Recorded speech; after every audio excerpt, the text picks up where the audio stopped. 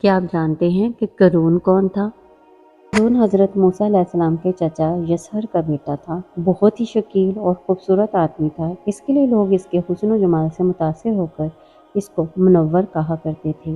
اس کے ساتھ ساتھ اس میں یہ کمال بھی تھا کہ وہ بنی اسرائیل میں تورا کا بہت بڑا عالم تھا اور بہت ہی ملنسار با اخلاق انسان تھا اور لوگ اس کا بہت ہی ادب و احترام کرتے تھے، لیکن بے شمار دولت اس کے ہاتھ میں آتے ہی اس کے حالات میں ایک دم تغیر پیدا ہو گیا اور سامری کی طرح منافق ہو کر حضرت موسیٰ علیہ السلام کا بہت بڑا دشمن ہو گیا اور اعلیٰ درجے کا متکبر اور مغرور ہو گیا۔ جب زکوٰۃ کا حکم نازل ہوا تو اس نے حضرت موسیٰ علیہ السلام کے روبرو یہ عہد کیا کہ وہ اپنے تمام مالوں میں سے 1000واں حصہ زکوٰۃ نکالے گا، مگر جب اس نے ایک بہت بڑی رقم زکوٰۃ کی نکالی، یہ دیکھ کر اس پر ایک دم حرص و بخل کا بھوت سوار ہو گیا اور نہ صرف زکوٰۃ کا منکر ہو گیا بلکہ عام طور پر بنی اسرائیل کو بہکانے لگا کہ حضرت موسیٰ علیہ السلام اس بہانے سے تمہارے مالوں کو لے لینا چاہتے ہیں،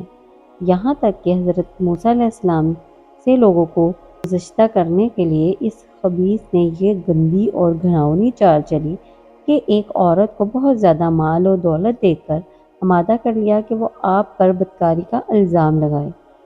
چنانچہ عین اس وقت جب حضرت موسیٰ علیہ السلام وعظ فرما رہے تھے، قارون نے آپ کو ٹوکا کہ فلانی عورت سے آپ نے بدکاری کی ہے۔ حضرت موسیٰ علیہ السلام نے فرمایا کہ اس عورت کو میرے سامنے لاؤ۔ چنانچہ وہ عورت بلائی گئی تو حضرت موسیٰ علیہ السلام نے فرمایا، اے عورت، اس اللہ کی قسم جس نے بنی اسرائیل کے لیے دریا کو پھاڑ دیا اور عافیت و سلامتی کے ساتھ دریا کے پار کرا کے فرعون سے نجات دی، سچ سچ کہہ دی کہ واقعہ کیا ہے۔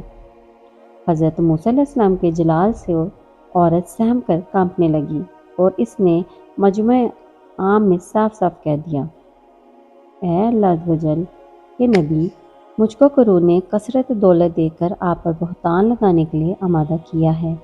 اس وقت حضرت موسیٰ علیہ السلام آپ دیدہ ہو کر سجدہ شکر میں گر پڑے اور بحالت سجدہ آپ نے یہ دعا مانگی کہ یا اللہ، قارون پر اپنا قہر و غضب نازل فرما دے۔ پھر آپ نے مجمع سے فرمایا کہ جو قارون کا ساتھی ہو وہ قارون کے ساتھ ٹھہرا رہے اور جو میرا ساتھی ہو وہ قارون سے جدا ہو جائے۔ چنانچہ 2 خبیثوں کے سوا تمام بنی اسرائیل قارون سے الگ ہو گئے۔ پھر حضرت موسیٰ علیہ السلام نے زمین کو حکم دیا، اے زمین، تو اس کو پکڑ لے، تو قارون ایک دم گھٹنوں تک زمین میں دھنس گیا۔ پھر آپ نے دوبارہ زمین سے یہی فرمایا کہ وہ کمر تک زمین میں دھنس گیا۔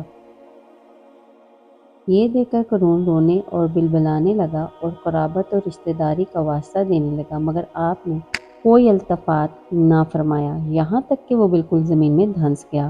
2 منحوس آدمی جو قارون کے ساتھی ہوئے تھے لوگوں سے کہنے لگے، حضرت موسیٰ علیہ السلام نے قارون کو اس لیے دھنسا دیا تاکہ قارون کے مکان اور اس کے خزانوں پر خود کا۔ تو پھر آپ نے اللہ تعالیٰ سے دعا مانگی کہ قارون کا مکان اور خزانہ بھی زمین میں دھنس جائے۔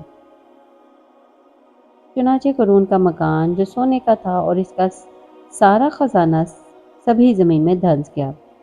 قارون کا خزانہ، اس کو قرآن کی زبان میں سنیے۔ اللہ تعالیٰ کا ارشاد ہے کہ ہم نے قارون کو اتنے خزانے دیے تھے کہ ان خزانوں کی کنجیاں ایک مضبوط اور طاقتور جماعت بمشکل اٹھا سکتی تھی۔ قرآن مجید میں ہے، بے شک قارون موسیٰ کی قوم سے تھا، پھر اس نے ان پر زیادتی کی اور ہم نے اس کو اتنے خزانے دیے جن کی کنجیاں ایک زور آور جماعت پر بھاری تھیں۔